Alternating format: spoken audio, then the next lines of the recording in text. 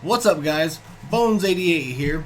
We're back with another episode of Race and Review. I'm going to try to get these out a little bit faster so I can start working on everything, but before I work on anything else, I'm going to get all the races out. So I might be throwing these races and reviews at you, but I just want to get them out there so people can watch them like new people and everything else. So today we're going to talk about one of probably my most favorite faction in the game, or race in the game, and that's the Demons. Their art style is awesome. They have some really cool kits. Their synergies, one of the best in the game. They're actually, if not the best faction in the game. So when you can farm these guys, you can't go wrong. So we can go a little bit more into them as I talk about them. But I suggested before that you should go orcs and then humans, and I still strongly suggest that. And then after those two factions, you can kind of do what you want. I have some other videos up that kind of tell you who to farm and what faction to go for first. But after you farm humans and orcs, you can kind of farm whatever faction you want to, and it's just whatever style you want. Like I said, I'll be getting some of these reviews out faster, and so just research some of the factions and races that you like, and go for them, because each faction, no matter who you go for, unlocks a legendary, and as far as I'm concerned, every single legendary is a good character. So with that being said, let's get into the review. Alright, so Demons. Once again, I said this before, is one of my all-time favorite teams on this game. They're great team. Before I get into who you should farm, I'm going to tell you who you shouldn't farm and why you won't be able to use some of these other characters. So right from the get-go, we have Buff.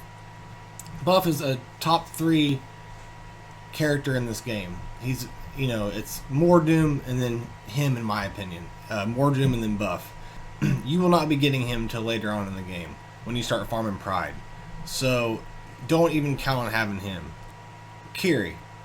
She is a battle pass / premium character, and the only way you can farm her is for 600 battleground credits in the battleground store, which, if you've been playing for a while, you know that's not easy to do. You don't come up by a lot of that, and you probably won't until the new battlegrounds comes out. So Kiri is out of the question. Kiri is top 5.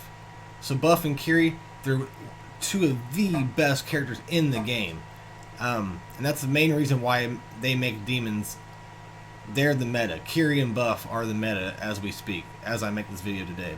So they're crazy OP, but you're just not going to be getting them until later on in the game, no matter how hard you try. Now, Mega Wheel.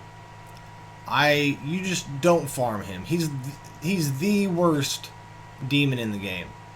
As you can see, I farmed him instead of Puncher Face here. But I'm telling you, go for Puncher Face. I made the mistake of going for Mega Wheel instead of Puncher Face, and there's a huge difference. Puncher Face is a great character. Mega Wheel, not so much. He is the only tank besides Kiri in the Demon faction. So if you just really want to have a tank in your Demons, and it's going to be a long time before you'll be able to get Kiri. As you can see, I'm still farming her, and I have her to gear 11 and everything. So don't farm Mega Wheel. Stay away from Mega Wheel. He's just one of the worst characters in the game, actually, not just in the Demons. So just stay away from Mega Wheel and go for these guys up here. Shadar, however you say his name. You won't get him till later on. As you can see, I don't even have him up to 7-star, because the only way you can get him is through a T7 or T8 raid. He is part of the rewards, and you get shards from him. That's the only way you can farm him. No other way. So, 3 out of these 4 characters you can't even access till in-game, so you just put them off your radar for now.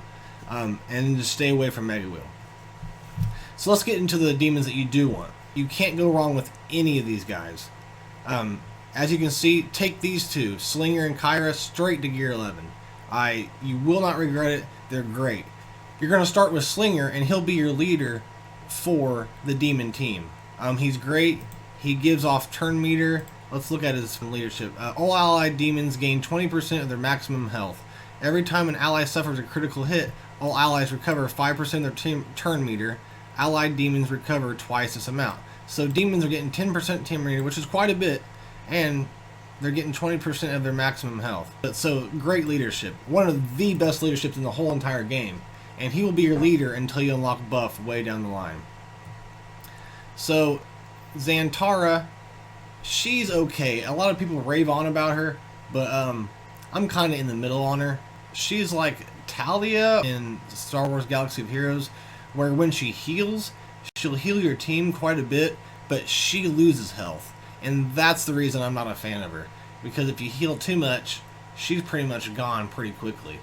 And when I face a demon team and she's on there, I go for her, because she's kind of squishy too. So, she's an awesome looking character. You gotta go for her. Like, she's one of the better demons though. Even though I'm kind of talking bad about her, she's still a great demon. As you can see, I have her maxed out. I have her close to gear 11.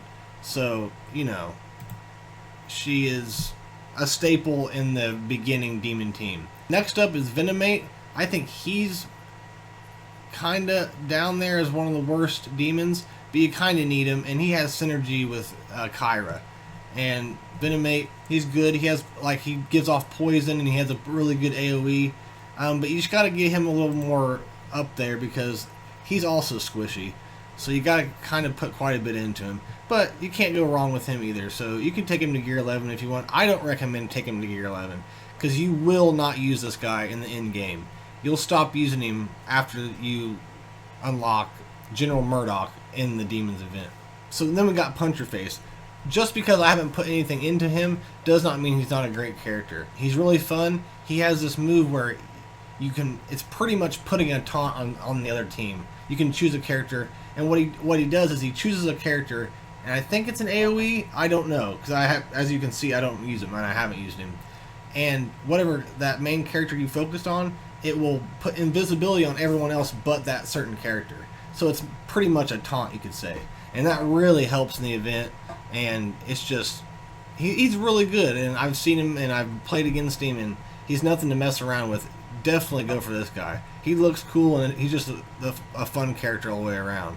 And this demon team is really fun. So I haven't really went into it, but the event that the demons take part in unlocks General Murdoch.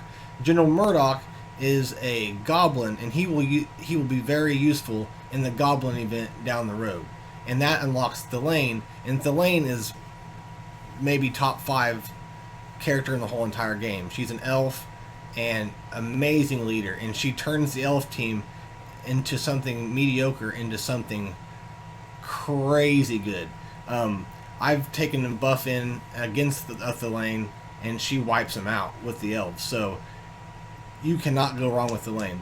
So take these demons, take them into the demon event, which unlocks General Murdoch. General Murdoch is a goblin, and the goblins unlock Thelaine. So it's just, you kind of got to know who to go for at first. I know you want to jump right into, the buff event or whatever, but if you just trust me and take these in order, your overall team will be better, and that will benefit you in Battlegrounds. So I know it's kind of a slow grind, but it's different than other hero collector games, as they'll pick some random characters that have no synergy with each other. They're terrible characters, and they will make you max them out and put so much time and pretty much money into them, and you won't use them after the event. With Dragon Champions, you're going to use these characters a lot. When you farm the orcs, you're going to use those orcs a lot as you're farming them and getting up to being able to farm the humans. And when you're getting the humans, you're going to be like, oh, this is really fun. The humans are some of the most fun team to play with. And then you start getting like, okay, this is cool. And then you unlock an awesome character. So you're getting rewarded for, farming these factions. No matter who you pick. Even if you pick Mega Wheel, you're still going to be able to unlock that character if you put enough into him.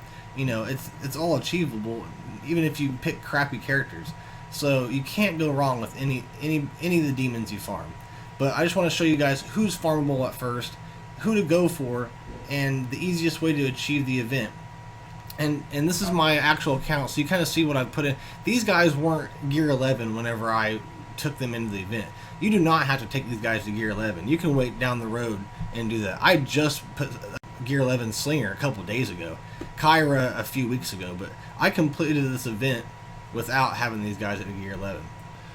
So there's not much more to say about these guys, but like I just said, you know, farm the top demons here and get General Murdoch. You can't go wrong there. General Murdoch is a crazy character too, and the goblins are one of the best factions in the game also. So we'll get to them soon, but my next suggested faction farming after these guys are the elves. So I'll be getting out an elf racing review here in a couple days. That's who I suggest to go for next. So I hope this, guys, I hope this really helps out, you know, guiding you in the right direction. I know these are more for new players. If you've been around for a while, you already know what the deal is. But I just really want to help everyone out that's, you know, starting out. And if these do help out, please just subscribe, you know, join my Discord.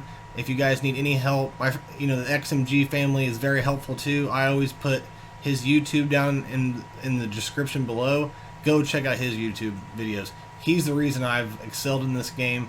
He is amazing. He is the godfather of this game, of the YouTube content creators of this game. I definitely suggest going and check him out. There's other guys too that are in the XMG family that are content creators like myself, and XMG, aka Zeri, he's helped us all out. He's promoted us, and he's big reason why any of us are getting the views we are. So please go check out XMG. Link in the description below. Join his Discord. I'm there like all the time, 24/7. And anytime you have a question about anything, we're there to help out. So yes, hit that subscribe. Check out XMG. And I appreciate you guys checking me out. And hopefully this helped out. And I'll see you guys in the next one. Peace.